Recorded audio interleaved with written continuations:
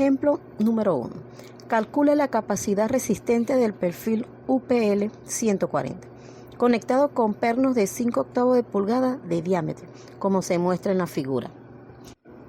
Como podemos observar en la figura, nos muestra el perfil longitudinal, donde está la distancia entre perno en su perfil longitudinal, que es paso, y su sección perfil transversal es el gramil, también presenta la distancia entre pernos.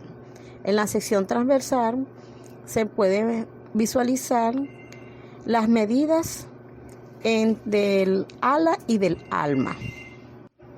Estos datos de las dimensiones de perfil se obtienen mediante las tablas ya establecidas. Teniendo el perfil, en este caso tenemos UPL 140, entramos a la tabla de perfiles, ubicamos el perfil U, en este caso Sidón, ¿verdad?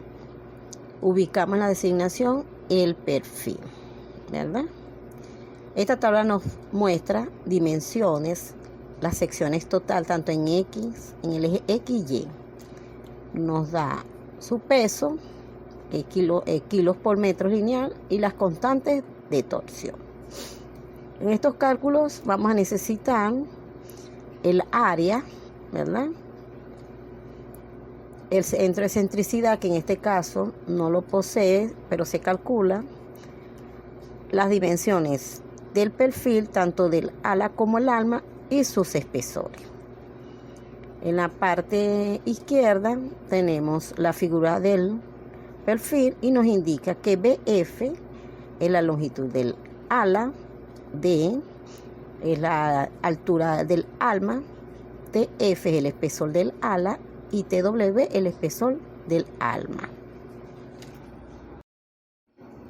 Ya ubicado el perfil UPL 140 en la tabla, obtenemos las siguientes características. Tenemos el área, que es 14.5 centímetros cuadrados, BF 5 centímetros, que es la base del ala, B, que es la altura del perfil del alma, TF, que es el espesor del ala, TW, que es 0,5 el espesor del alma, el esfuerzo FY, que es el esfuerzo de cedencia, 2500, y FU, que es el esfuerzo último, de 3700.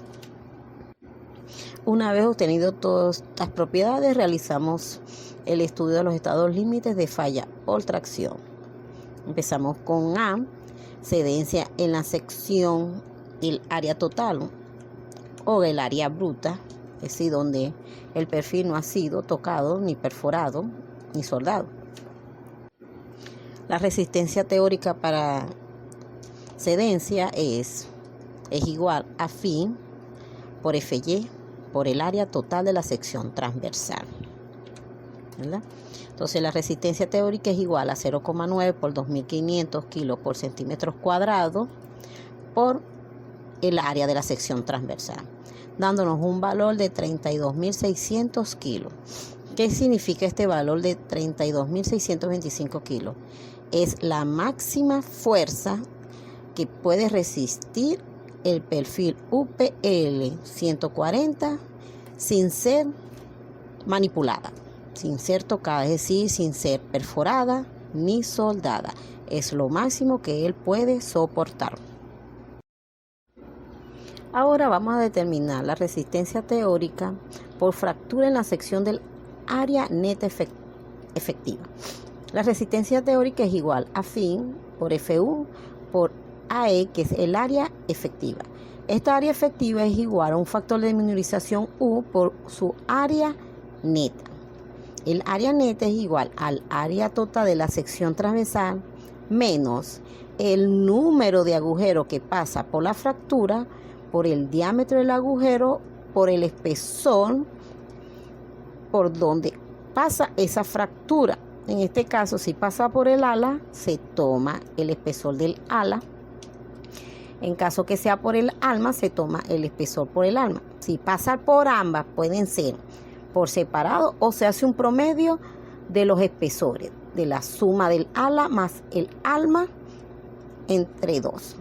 ¿Verdad? El diámetro del agujero es el diámetro del conector más 1/8 de pulgada. ¿Verdad? Esto lo establece la norma que dice que se amplía el agujero 2 o 3 milímetros. ¿Verdad?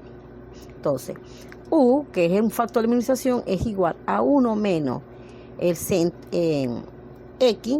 que es la excentricidad del conector, sobre la longitud, que va desde el primer conector hasta el último conector en sentido longitudinal. Y esta debe ser menor o igual a 0,9.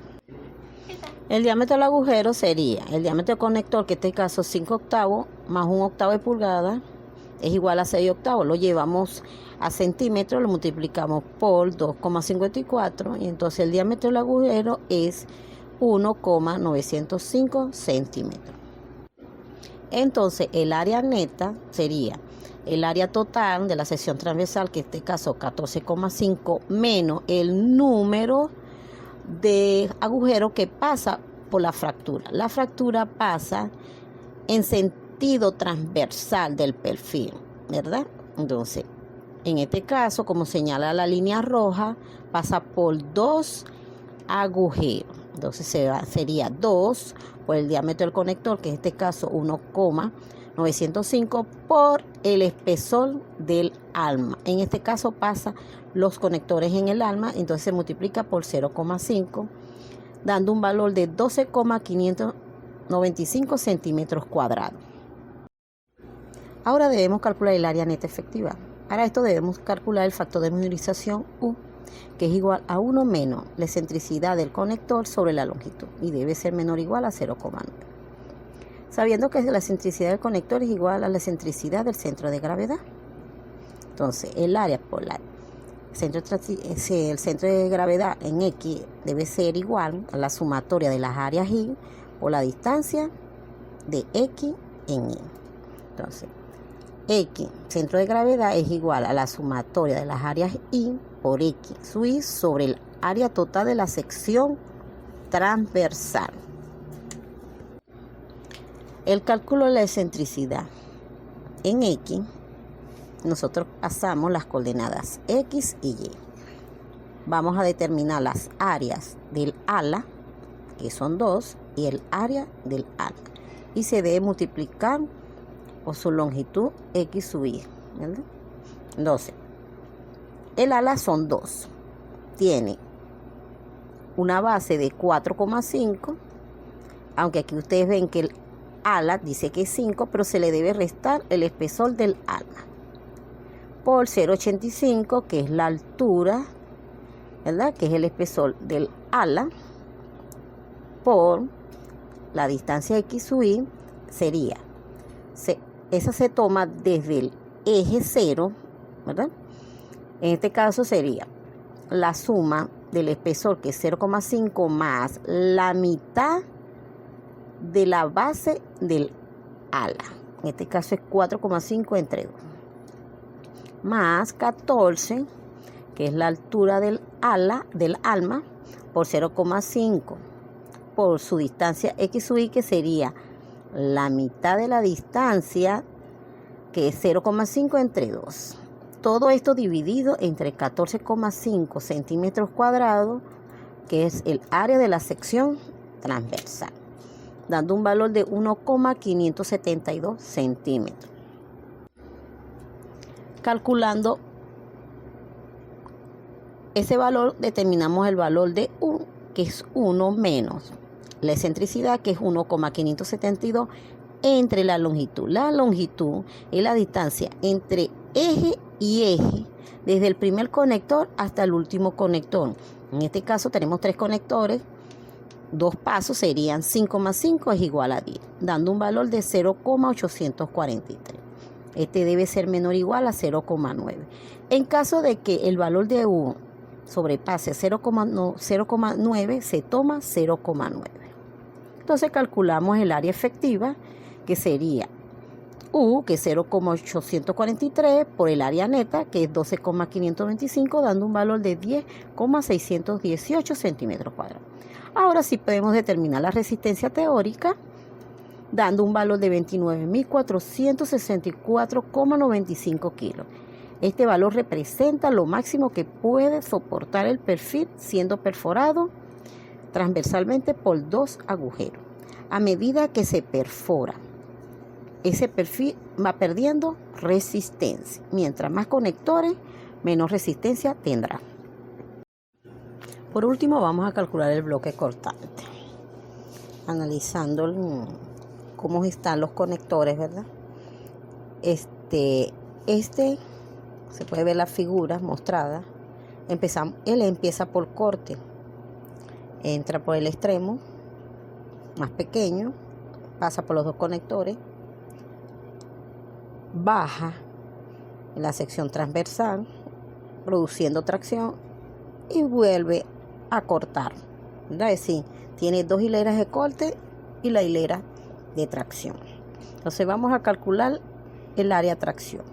El área de tracción es igual a 7,5, que es la distancia del primer perno al segundo perno en la sección transversal, por el espesor. ¿Cuál es el espesor del arma? Dando 3,75 centímetros cuadrados. El área neta de tracción es igual el área total, área de tracción, menos el número de agujeros que pasó por la tracción, por el diámetro del agujero, por el espesor, ¿verdad?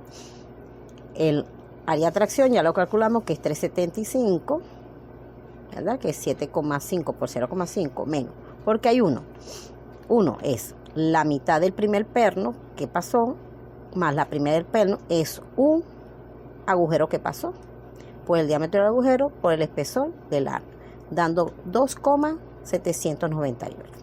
El área cortante se va a multiplicar por 2 porque cortó 2 hileras.